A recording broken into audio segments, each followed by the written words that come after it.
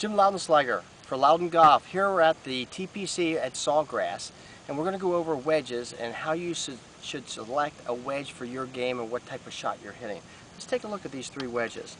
We have one with a wide flange with a tour cut. Then we have one with a very thin sole flange, and then one medium. And it all depends on the lie that you're hitting. If you have some fluff and some air under the ball, you want to use the heavier flange, especially if you're out of deep rough.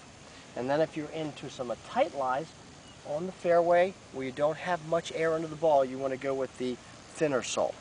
So we're going to hit the fat sole first, but before we do that, we want to take a look at what's probably the most important thing in golf, and that's reverse milling. If you take a real good close look at that, those are milled wedges. 100% of the PGA Tour uses that, and only about 25% of the public has it. And it stops the ball on the green, it stops it, it skips it, it sucks it back, just like you see on TV. So if you want to be able to have some action on your ball, get a reverse milled wedge. Okay, we're going to hit the fluffy shot first. So as you can see, the ball's sitting down a little bit, and the way to hit a pitch shot is we're going to go up to the hip, and then we're going to kick it. I'm working about 4 degrees outside in. So as I hit it outside and use that hip kick, and you're going to get a very clean shot.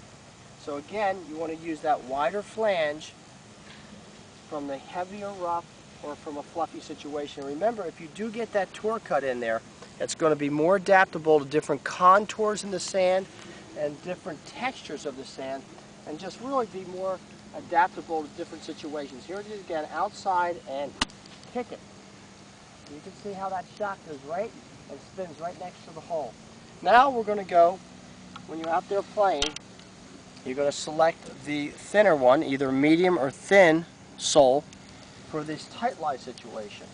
Again, all these wedges are milled. So here we are in a thin sole situation.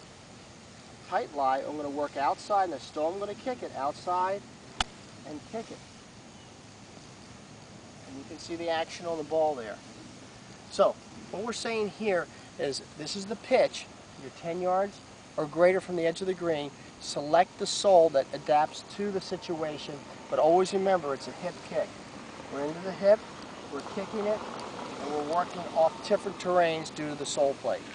Now the next thing, you see these two balls up here? That is not a pitch, that's a chip. So in a chip, I'm not going to kick it with that right heel, I'm just going to feel like I'm putting. So I'm just using my shoulders, or what we call second gear. It's back and forth, much lower shot, and it rolls right towards the pin. You can hit it from the tight lie or the fluffy lie. Again, this is a chip. You're 10 yards or less from the edge of the green, and we're just using second gear, just the shoulders, just like you putt. I'm trying to feel that right shoulder hit the back of the ball, and we get a very clean shot. So don't get them mixed up. The chip is the short one, and the pitch is the long one.